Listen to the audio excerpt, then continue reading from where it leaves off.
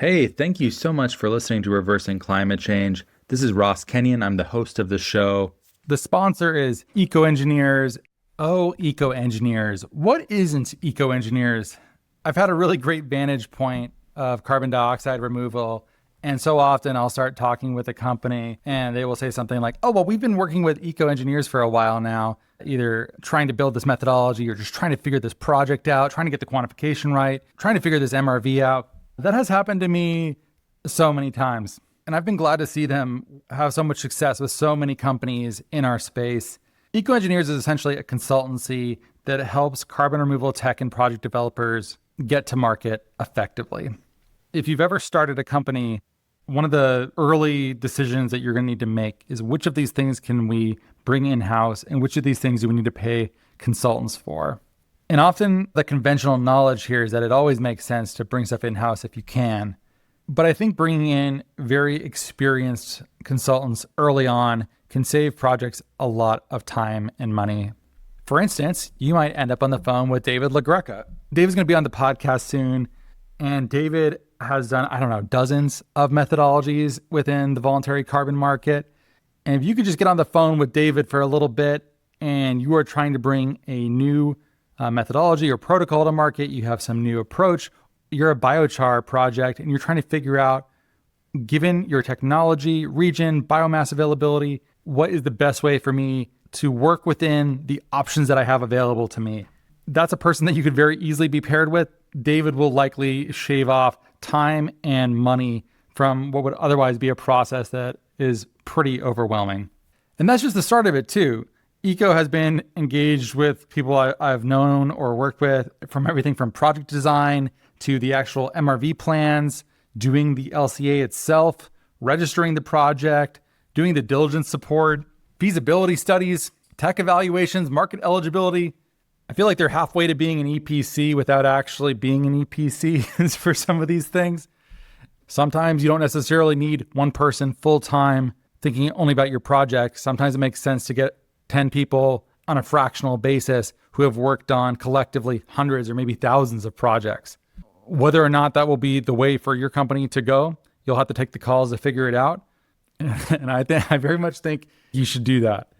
The link is in the show notes if you'd like to get in touch with Eco Engineers. Tell them Ross Kenyon sent you. And also, 2 quick points of really fun news.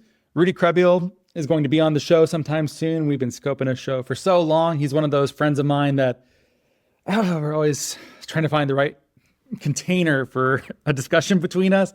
And because we speak so often, it always seems like you can delay and wait a little bit to do it. So Rudy's coming on soon. I'm really excited to have him on. The 2026 Eco Forums training series that Eco Engineers is putting on is coming out soon. It's a carbon markets training. It's on July 28th. You'll get to hear how experts approach real world, practical, how do we do carbon markets? How do credits work, where they think the market is heading, and how to turn those global carbon trends into a smarter strategy than what many people likely have now. If you're listening to this after July 28th, you can go to ecoengineers.us/ecoforums. Link is in the show notes. Thanks so much for listening. Here's your show.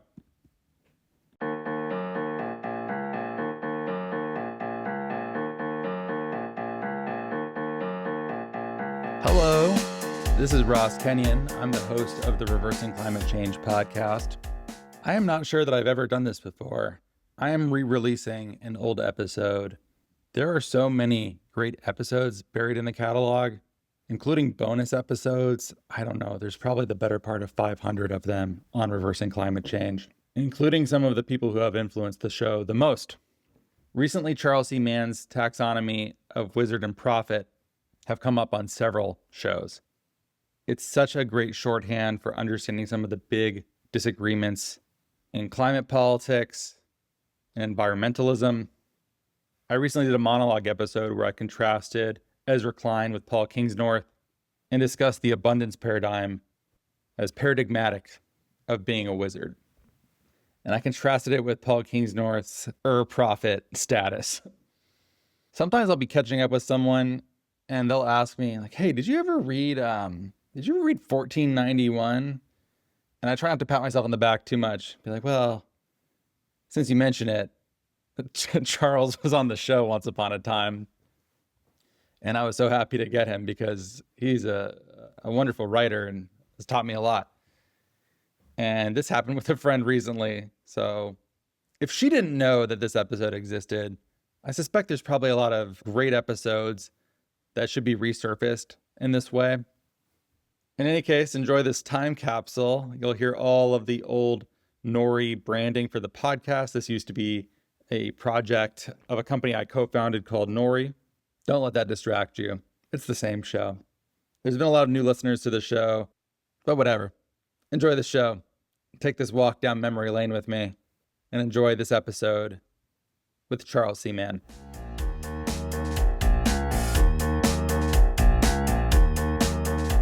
Hello and welcome to the Reversing Climate Change podcast. I'm Ross Kenyon. Today I have with me Charles C. Mann, journalist and author of 1491, 1493, and The Wizard and the Prophet. He's also a correspondent for The Atlantic, Wired, and Science. Thanks for being here, Charles. It's my pleasure.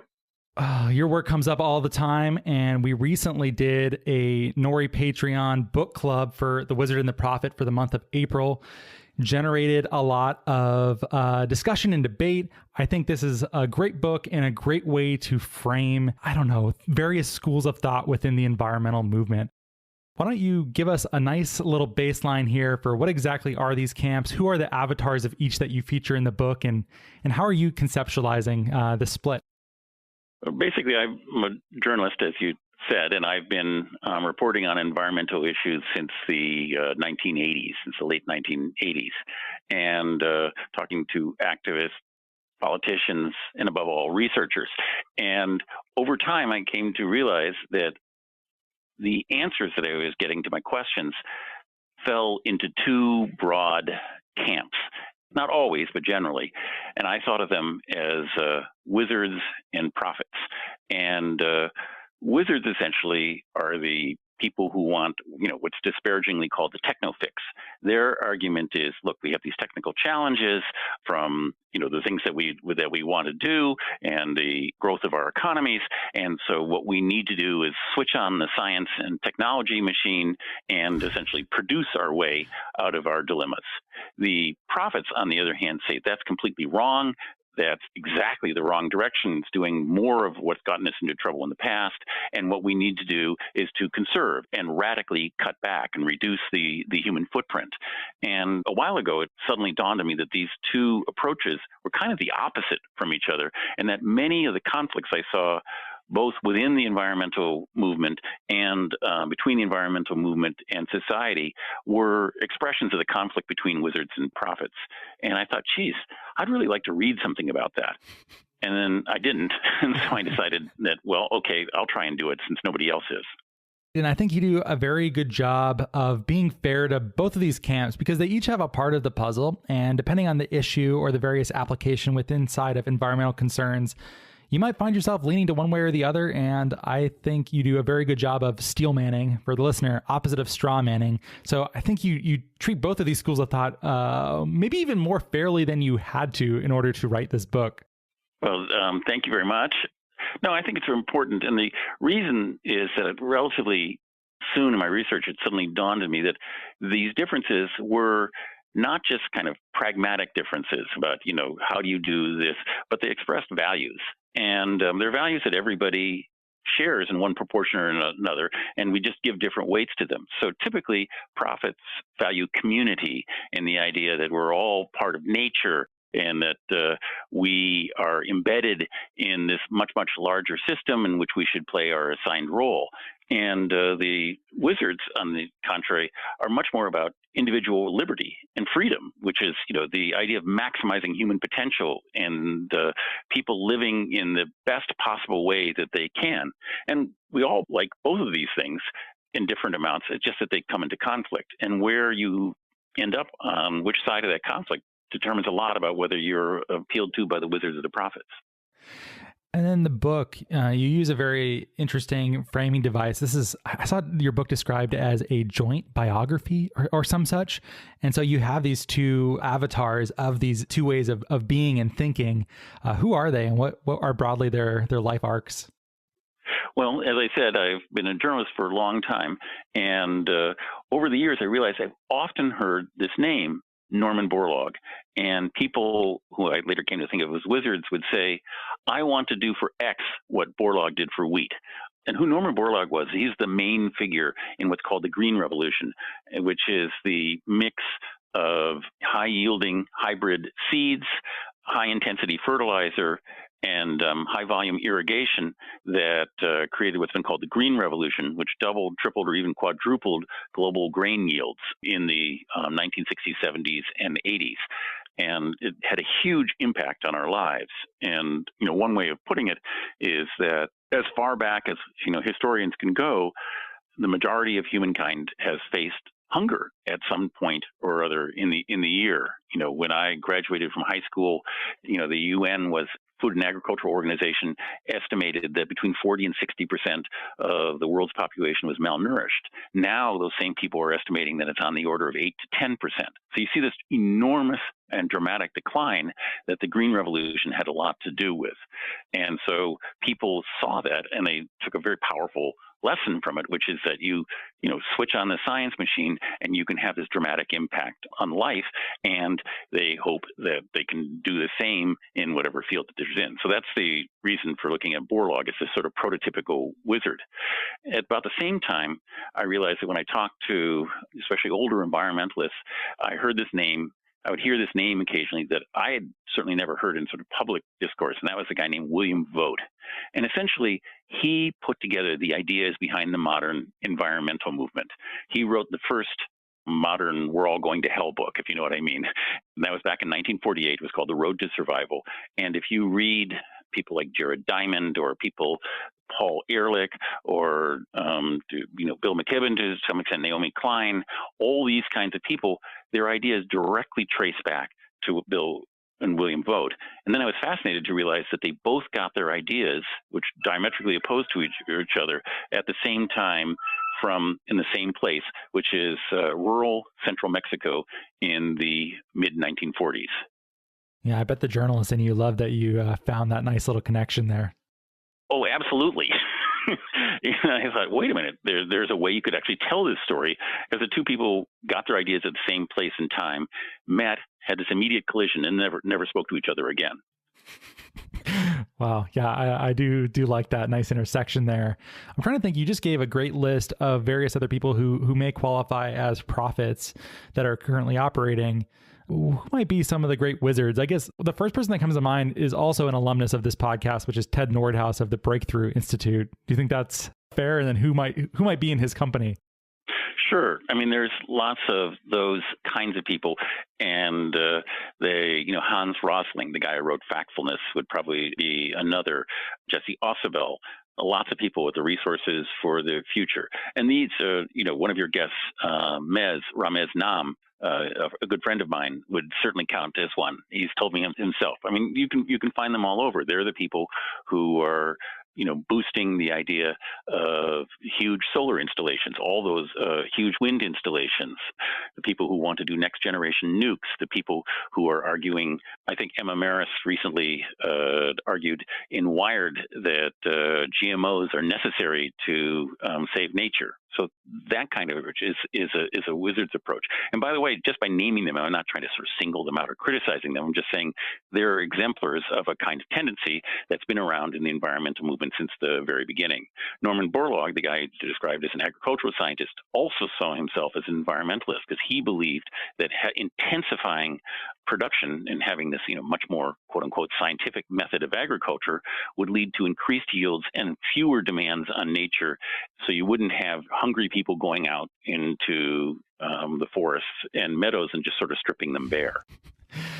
Yeah, absolutely. And it's my intention not to name and shame these people either, because I think it's very useful in learning to split ideas into their various camps. Like, I like that there's a wizard in a prophet group, and that helps me really wrap my head around this in a clear way. And if one of them clearly was right about 100% of everything, there would no longer be a dichotomy and this partition between them. One of them would have just concretely won once and for all.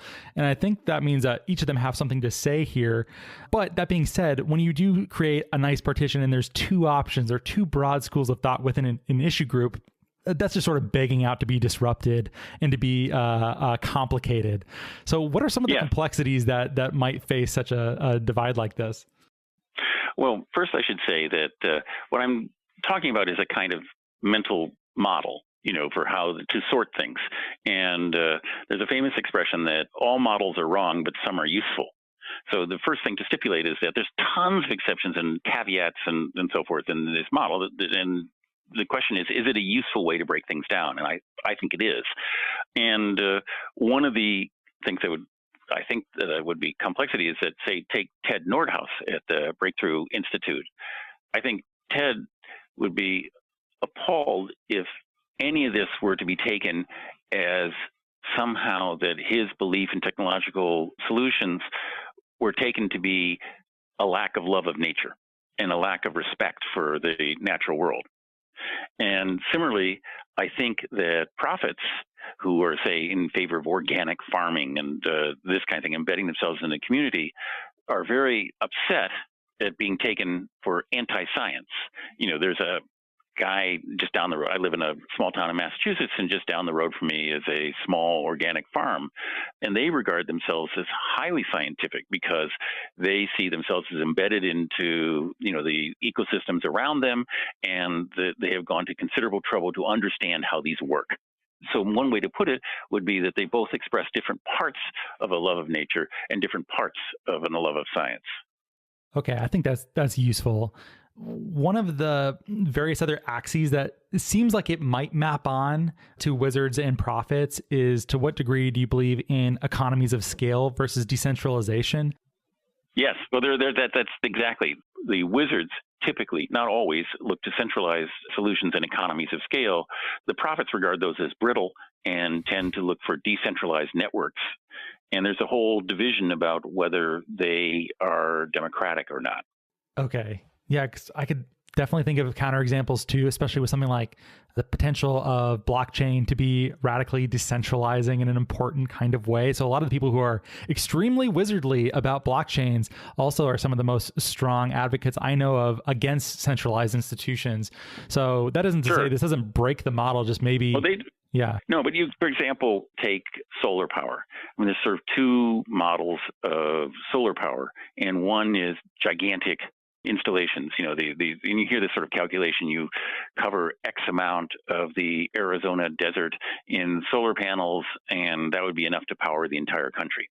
And the idea is that, on some level, you should actually do that. We should have these huge places in the desert, and then they would leave the rest and then pipe it around the country and, leave the rest for nature. And the prophets tend to viscerally react against that because they see this as creating a kind of a sacrifice zone. And what they like, the idea is of these immense networks of neighborhood solar, lots and lots of rooftop and small scale installations all networked together, passing power back and forth. And they see that as under much more local control, much more decentralized, much more resilient in case of disaster. And so you get, an identical technology, the PV panel, thought of in two remarkably different ways. Do you think, okay, so another axis I'd like to plop on top of this and see if it maps at all. Do you see it fitting along partisan lines or even just political philosophy lines, or is it more complicated than that? Well, it's a little bit. It is certainly the case that, at various times, for instance, there is, as we speak, there is relatively recently a Michael Moore produced documentary that was Planet of the Humans. Oh, I saw this. It was, everyone's been yelling about it. So let's dig in. Yeah, well, in my opinion, it's not particularly good. Let's put it that way. But one of the things that it does is it calls various environmentalists who have embraced larger scale solutions, which are typically wizards, it calls them corporate sellouts. And the implication is, they're sort of playing into the hands of the right and the capitalists and this kind of thing. So there's a kind of gloss, a political gloss you can put on it. But I think at its bottom, it isn't really like that so much, because there are plenty of people on both sides who like the different values. And so typically, wizards are the ones who argue that technology will let everybody packing together into these super dense cities where knowledge and can be centralized and accumulated and passed on better, leaving the rest of the world for nature. And then the prophets are typically like small town type people, who like the idea of these smaller scale communities and regard these kind of mega cities that are embraced by people like Ted at the Breakthrough Institute as, kind of cesspools of corruption and inequality. And you'll find people, on the right and left on both sides of that debate. Absolutely, you can. And when I think about this too, especially within the prophet camp, I can think of many conservatives I know, thinkers I like, who prefer much smaller institutions that are much more local. And I also know a lot of people who are more in the permaculture, small farms movement that very well might end up neighbors and agreed on that one thing, even though their lives may look very different. Yes. Yeah. And so it's not really something I thought of when I first thought of. One of the things I was pleased to see is that it occurred to me that if I looked at things from this viewpoint, I might get a little past a kind of a partisan divide right now that has devolved into often a kind of score making that isn't really particularly useful. Yeah, I suppose when you say something like that, it reminds me of, I think I got this from Nathaniel Johnson at Grist, but that fights over nuclear power are more symbolic of just a values divide more than actually the science of whether or not nuclear is good or not. Is that what you're kind of hinting at? Yes. And the thing that I would slightly amend what you said is that often that they're just about values and what you prefer, and that's said rather than about science, and that's said to dismiss the values. But I actually think the values are really, really important, and that the discussion would be much more useful if it was actually about the values rather than the sort of pretend argument about the science. Yeah, so there's like a proxy war that's way downstream that we're fighting, but you want to go back and be like, what kind of world do you actually want to create? You think we should be talking on that level? Yeah, I mean, the reason that people, that I know of at least, don't like nuclear power at bottom is not because of this or that radiation count or this or that, environmental footprint. It's because they see this as this giant facility that's tinkering with things that people just should have a lot more humility about. Got it. Yeah, I think that's a very fair point. And that's not a bad argument to me. I mean, the idea that we need to think about our place in the order of creation and respect it, that's not a terrible argument. But people are afraid to make these kind of spiritual or religious or moral or whatever, ethical, whatever word you want to use, type of arguments. And so instead they drag in these proxies, as you pointed out, where they say, oh, it's unsafe or something, when at bottom, even if somehow it was proven to be safe, they just don't want to go down that path. And very similar logic applies to GMOs. Oh, Charles, I remember that I wanted to do this, and I'm glad I recalled it. But I think I found basically the perfect summation of the prophet way of thinking at its most extreme, and also it fits very neatly in here. And I don't know if you know this, but have you read The Call of Cthulhu by H.P. Lovecraft? Well, that sentence did not ended up like I expected it to. You did not. Yes, I read it, but a long time ago. All right, check this out. I love this paragraph. It's beautiful and a bit terrifying. The most merciful thing in the world, I think, is the inability of the human mind to correlate all its contents. We live on a placid island of ignorance in the midst of black seas of infinity, and it was not meant that we should voyage far. The sciences, each straining in its own direction, have hitherto harmed us little, but someday the piecing together of dissociated knowledge will open up such terrifying vistas of reality and of our frightful position therein, that we shall either go mad from the revelation or flee from the deadly light into the peace and safety of a new dark age. What do you think of that? That's pretty close. Vintage H.P. Lovecraft, super overwritten, but onto something. Well, yeah, absolutely. There's an ornateness there that is out of fashion, you could say, these days, among many other things that he thought. Yeah. Yeah, no, when I read that when I was 17 or 18, and it certainly, in general, left an impression, but obviously I didn't remember that paragraph. Terrific. Thanks for sharing it. Yeah, no problem. Sorry to just basically add a non-diegetic insert there just for my own edification. Well, okay. I guess one thing I wanted us to get to is when I think about schools of thought or paradigms, I like to think of them kaleidoscopically. Like I like being able to flip. I like being able to flip through them and say, okay, if I think about a problem this way, it illuminates this thing, but it also has its own blind spot in this way. Right. And I think one of the signs of intelligence that I look for, which because I value this, I'm sort of placing myself, it's like that aside, I think that the more of those that you can hold, oftentimes the better off you are in being able to understand problems. So if we're able to treat the wizard and the prophet paradigms like treat them kaleidoscopically, what do you think they are showing us and what do you think they are obscuring? It's interesting. So you're saying that, a point of view is, I guess I would think of it this way, is like a spotlight. It casts intense light, but also dark shadows. Yes, exactly. And in this particular case, I would say that one of the things that wizards often do is make a kind of pragmatic case that this is the way to go because these features of the prophet's worldview are counterproductive or don't make any sense or will make things worse. So you see all the time sort of calculations like if all farming were organic, we would produce much less on much more land and it would be an environmental disaster. I'm sure you've read things like that. Mm-hmm. And I want to say to them that what's missing here, and missing from many of these things, is that the current type of farming we have is a social arrangement. It's been carefully put together in some places and haphazardly in others, but it depends on an entire body of institutions and laws and practices and so forth that have largely been created since the 1940s and 1950s. There's nothing inevitable about that.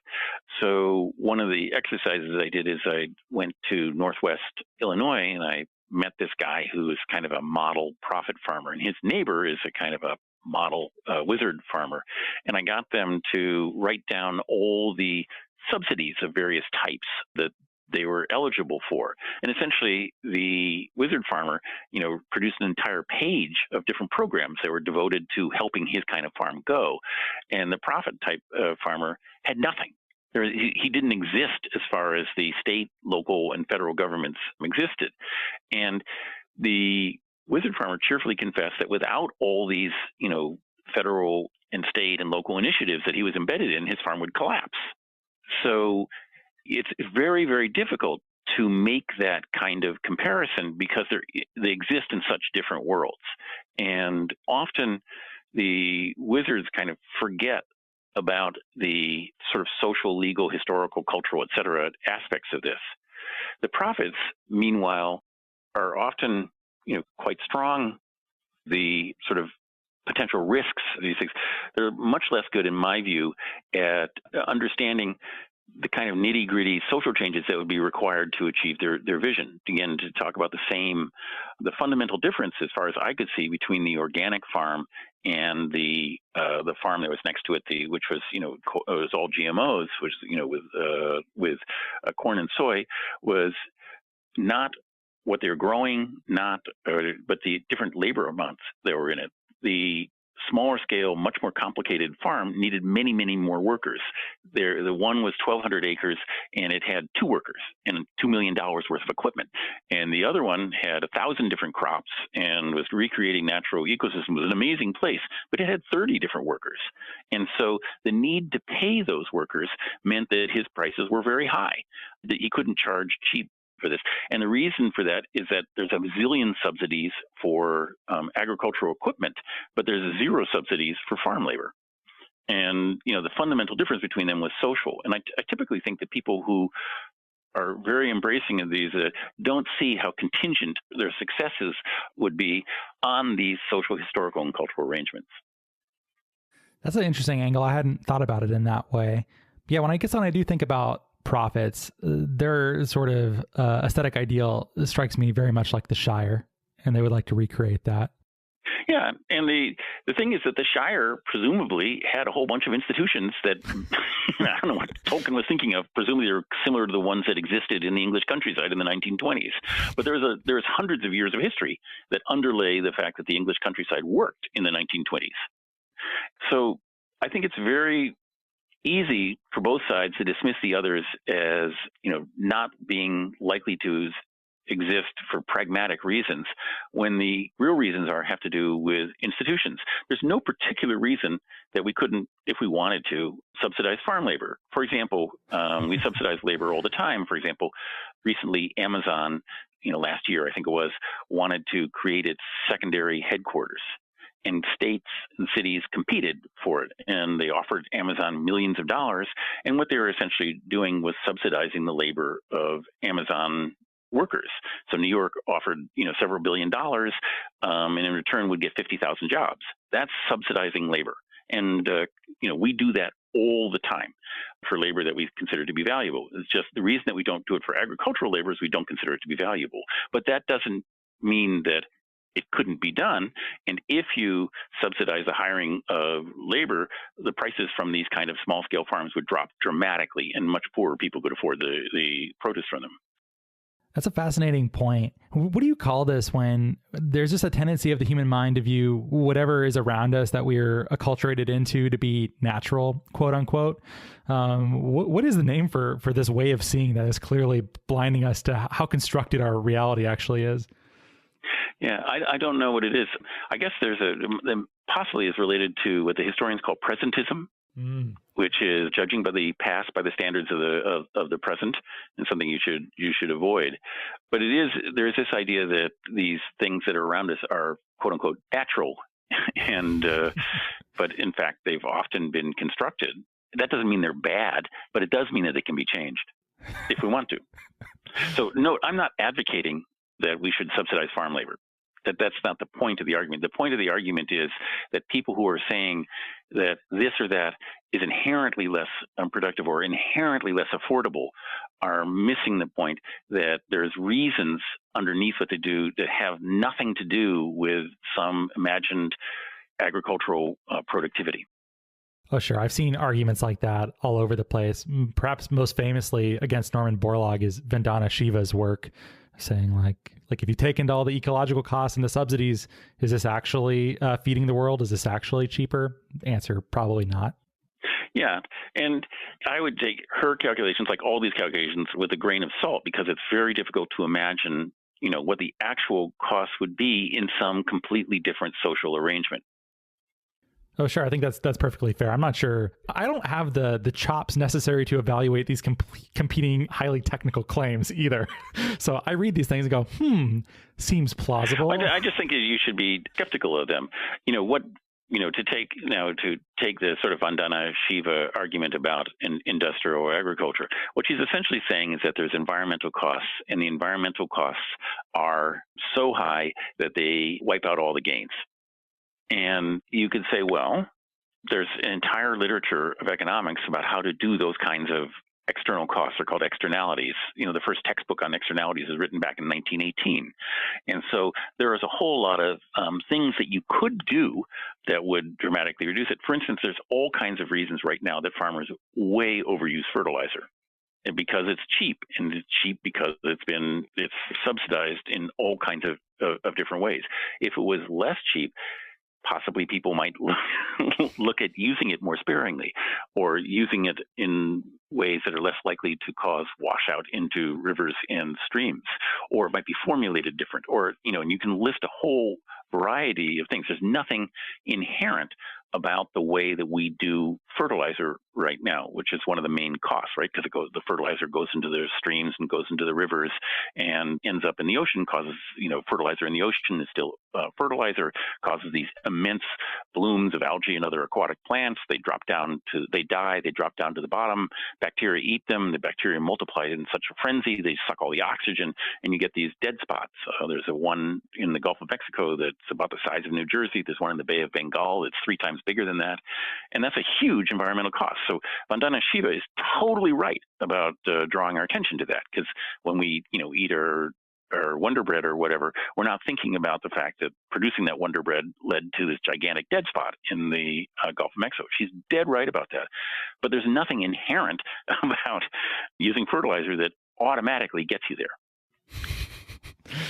Okay, yeah, this is great nuance, and thank you for bringing it here. Charles, I'm going to reveal my bias here, and then maybe you can tell me what I'm missing, which is that Nori as a whole, like the company's premised around the idea that technology can help us solve environmental crises, notably climate, and help us wrap our heads around that and help us get to a healthy level of ppm, get that carbon down to a safe, stable level that we can build expectations around based upon what human life has come to expect and depend upon. Then I was watching Planet of the Humans too, because I had to, because everyone was yelling and saying not to watch this movie. So of course I had to watch it immediately. And because that's just the way that the brain works. And there's a line in there that always bothers me, which is, I'm paraphrasing here, that the same way of thinking that got us into this problem cannot get us out of it. And it was applied to industrial technology, but it was posed in this rhetorical fashion that was, can we use the same technology that got us into this problem to get us out? And me at home just, yes, we absolutely have to, because we can't just walk away from this. Like there's already a certain amount of warming that's locked in. We have to start pulling carbon dioxide out of the atmosphere. We can't just retreat and then go to Hobbiton and do our, like live our little permaculture lives. That's a great thing to do, but we also need like large scale technology to make that sort of profits lifestyle even possible at this point. What am I missing? So first, I'm not going to argue with you. What's wrong about the argument that, the same technology? It's not the same technology. The kind of things that you're talking about, carbon eating and photovoltaic panels and windmills and, power lines that don't waste 50% of their power in resistance and all that. That's not the technology that got us into the problem. The technology that got us into the problem is coal-fired power plants, and we're dramatically reducing their number. So to me, it's like you're saying, like, you're allergic to apples, so therefore you shouldn't be eating oranges. It's a nonsensical statement. So that part, I'm not going to disagree with you. What I would argue is both sides involve that this living in Hobbiton, in a modern sense, involves all kinds of technology, and it's just different kinds of technology. Right now, if you put solar panels on all the roofs and little ones in the backyards, and you made them much more efficient, and you develop methods of localized storage, which are the sort of idea that Elon Musk talks about when you say that you would store in his batteries. I just don't think we know how much that could do. Right now, the most efficient solar panels are on the order of, I think, about 48% is the incident radiation coming in right now. They're very, very expensive because we don't choose to subsidize them. There are lots and lots of things in our society that we choose to subsidize. If we wanted to, we could choose to subsidize that. We could kick up a lot more on the research into how to switch power back and forth. We could subsidize this, and we could get a lot of the way towards Hobbiton if we wanted to. It would be difficult, but all paths are going to be difficult. Doing the other kind of path, where we construct large-scale centralized installations and somehow send the power all around, like the square mile in the Sonoran Desert, that's also extremely difficult. So I just feel that we just don't know. And one of the things that if you don't mind me, I'm going to. This is a little bit of a tangent. Is it okay if I go on it? Please do. Okay. I feel that the role of ignorance is insufficiently appreciated. There are lots of things we simply don't know whether we can do, and that means we don't know that they're not possible, or they don't know if there is possible. And all we can really say is that we could actually go quite a bit of the ways towards Hobbiton if we wanted to do that, or we could go quite a bit in the opposite direction if we wanted to do that. And we don't really know, because we can't predict the future, what the fundamental consequences would be. And so I tend to get upset or annoyed when I hear people saying with great confidence this or that is not possible, because I think the answer is we just simply don't know. And it all comes back to that gigantic Lovecraft quote that I forced into this episode. Great.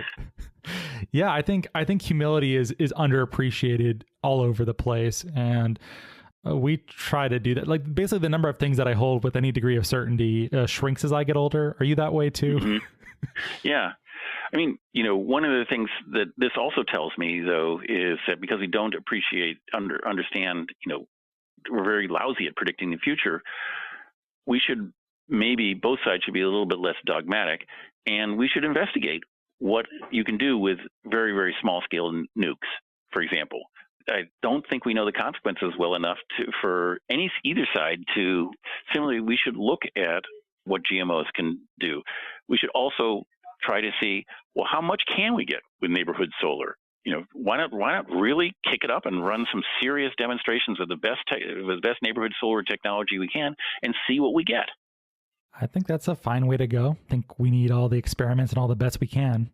So right, and it wouldn't be so hard with neighborhoods. So, my wife is an architect and designer, and she's very interested in sustainability, and so she's been building these small scale, near net zero energy homes.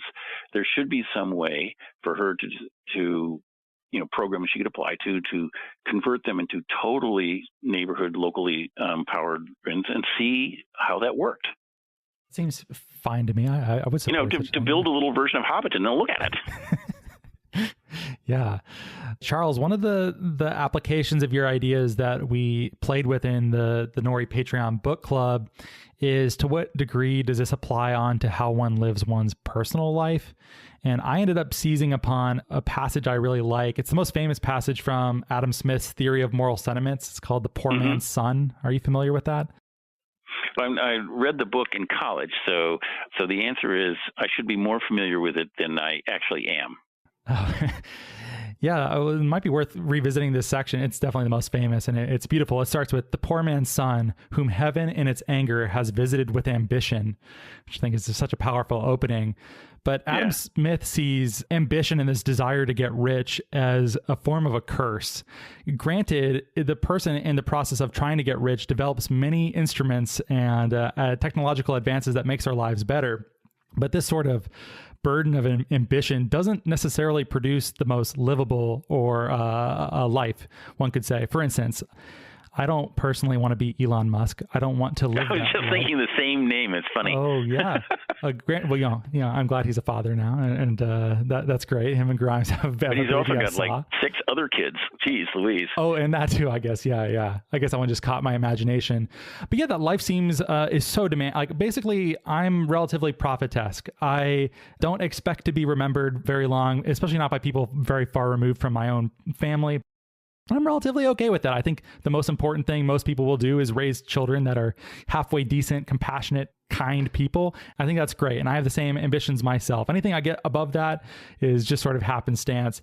But I am so glad that there are Elon Musks out there, because it's a form of human sacrifice. Ambition is this sort of like wizardly developing new things. That we need that, but I think they lay themselves at the altar for the benefit of humanity by their own curse of this ambition. Does that halfway make sense to you? Yeah, and I should, I guess, in fitting with our theme, point out that on the opposite side, Bill McKibben has sort of wrecked his life to lead 350.org. I know him very slightly, and I can tell you he does not enjoy being a public and political figure. It's not fun for him. He's doing it because he believes it. Well, by the way, that documentary that we were talking about, that was something that really annoyed me about it. The idea that Bill is a corporate sellout. I've disagreed with him plenty. Sometimes he's been so mad at me we haven't spoken. But geez, the idea that he's not a figure of huge integrity is completely ridiculous. He's kind of sacrificed his life in exactly the same way to try to create a political movement for fighting climate change. And I think that's again, with the theme of social and political arrangements, that's absolutely necessary. No politician's going to stick their neck out to do it unless there's a lot of constituents who are behind it. And they have to show it. And organizations like 350.org are for that. That's great. That's a great additional example too, from a totally different angle. So yeah, I don't know that I would want to change places with any of those people. It sounds very stressful. Everyone scrutinizes everything you do and calls you a bad person. It doesn't sound fun. People call McKibben, if his ideas were for we would all die and this sort of thing, right? That can't be pleasant. No. Well, I guess one thing that's comforting in the darkest of ways is your relationship with Lynn Margulis. That's one thing that we haven't even gotten here. But by the way, what was that like? And then also, does this wizard and prophet dynamic even make sense in the face of her insights, what even were they? No.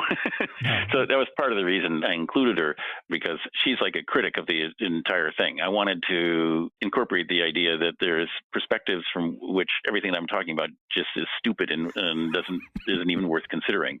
So her point of view is Lynn Margulis is this famous biologist, right? Famous especially for her contributions to understanding the microworld of bacteria and viruses and protists and all these other different tiny creatures. And from her point of view, which is pretty justifiable, they're what's important about life on Earth.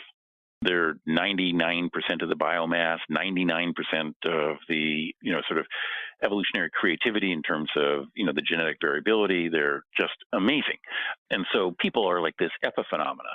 And the point of view is they're just a species like any other. They're like protozoa, not fundamentally different. And she argued that this was Darwin's key insight. Darwin talked about evolution, but before you could talk about evolution, you had to have the idea that there was a single set of laws that applied to everything, no exceptions. It's not like dogs have special rules that apply only to them. Evolution applies to everything, including us. We're just part of nature, just another species among all the others. And one of the other rules is that species that are inordinately successful don't live very long, because they either wipe themselves out, or they drown in their own wastes, they exhaust their own resources, or all three. So she saw that as happening to humans, and the idea, both wizards and prophets are arguing about ways to save us. If you don't think that you can be saved because of the laws of nature say no, then it's sort of stupid to have an argument between them. On the one hand, I like that she just out pessimists the prophets in the most serious of ways, but also I find it kind of comforting to feel like it takes the pressure off the human race a little bit. You're like, whenever you zoom out and think deep time, it really calms me. She regarded me as a sort of a sentimental sap, reading books about polar bears and the like, right? And she thought that, we were completely deluded if we thought that we were special. She liked to say this. I mean, I didn't know her well, but she knew me well enough to prick my bubble whenever she could. And she'd say, "Oh, you think we're special, somehow a different species from everybody else. How nice it must be to be you," that kind of thing. And if you look at it her way, you can say, well, we're conducting this gigantic experiment now to find out if we're just a species like everything else, or if we are actually capable of changing in ways that no other species can. She would say, as a betting person, the odds are very definitely that we're not special. No, and this is a favorite theme of the show, too. We get into the Fermi paradox and whether or not this is a great filter event and whether human beings will supersede this sort of challenge. I hope so. The reason I do what I do is I hope we're able to do it. But there is a chance that Lynn is correct and we're just following the pace set by every other creature that has been so successful that it's killed things off. Right. And I think, though, that if she were around and we were talking now, that even she would say that if we were successful, that really would mean we were special. That would be an astounding thing. It totally would be. It would be really cool, right? If success is not given, then to actually be successful would be just awesome. Yeah, I think so. Well, Charles, we didn't even get to talk to your other books in 1491 and 1493, which I have read in the last year. I read both of them. Made a really big impression, too. I like this focus on, one thing that's come up quite a lot inside of Norway and also in the book club is this idea that Native Americans are this sort of noble savage, this romantic idea of them as interacting with this primeval force and not changing it. And now, of course, we know, and your work has documented, the degree to which humans have, and indigenous people in particular, have shaped these environments. So I think that's a really cool insight. But I'm wondering, bigger than that, is there some connection between your work on indigenous peoples and the Columbian Exchange and also Wizards and Prophets? What is the connection? Well, I thought of these two books mentally. I mean, I should first say I'm kind of embarrassed to talk about this, and I was hoping you wouldn't bring it up because you thought I'd forget, huh? Is going to sound really pretentious, and the reason it's going to sound pretentious is that it actually is pretentious. Oh no! I got to know what this is. So I apologize in advance. I thought of these books as a trilogy, already bad. Wait, why is that bad? That is not necessarily bad. Oh yeah, right. Just everybody wants to read a trilogy. In the first one, in their past, present, and future, sort of the past represented by 1491 about the world that was created, the present being the 1493, which is this, ricocheting of environmental consequences around the world, and then the future, which is, how are we going to get out of the situation that we're in, which is what's discussed in The Wizard and the Prophet. But unlike normal trilogies, they don't say 1, 2, and 3, and you can read them all in any order. That's cool. Okay, I guess that makes sense to me, because you're saying that the world that we live in from 1493 and the Columbian Exchange, when you have various organisms crossing giant barriers that had never previously been superseded in a large way, Yeah. that's still the world we're living in right now. Right. And it's a world of globalization. So one of the funny things is that, there's these various protests against globalization. I'm sort of thinking, man, you're locking the door in like 500 years after that particular horse has been stolen. We're living in a globalized world, and the current president, trying to stop that, just, who are you kidding? Fair enough. And then, so our choices for the future is whether we follow a wizardly or a prophetesque kind of path, or maybe some hybrid. What is the choice that we have in front of us? Oh, we can decide. I mean, there's nothing, because these are all human arrangements, there's nothing that says that you couldn't combine parts of the wizards and the prophets. It's not like we're dealing with laws of physics. I can certainly invent scenarios of more, greater or lesser plausibility that would combine them. But, people seem to typically fall onto one end or another of this particular spectrum, but it could be different. And, I guess a little bit in the back of my mind, I hoped that reading it all in sort of black and white in my book would inspire the reader to think about ways of escaping that particular paradigm. How are you feeling, you personally, yourself, Charles C. Mann? Are you feeling more wizardly or more like a prophet these days? Oh, boy. I guess in a certain way I'm feeling both, because you're seeing in the current crisis with the coronavirus the necessity for both science and community, in the sense that we really need to come up with some scientific advances and test them properly and rapidly disseminate them. And that's going to be very difficult to do without some kinds of centralized controls. But then while we're doing that, we also need to have functioning communities in which we all look out for each other. So here's a case in which both are needed. And you see people sort of splitting into this kind of funny thing where people are focusing either on the community measures or saying there's going to be, treatments and vaccines, and so we don't have to worry. Yeah, I suppose so. And it appears that, the wizard and the prophet as a set of paradigms for understanding these decisions goes far beyond just environmental ones. It just seems like maybe this is much broader than that. I think so. I mean, these are, you can find echoes of this.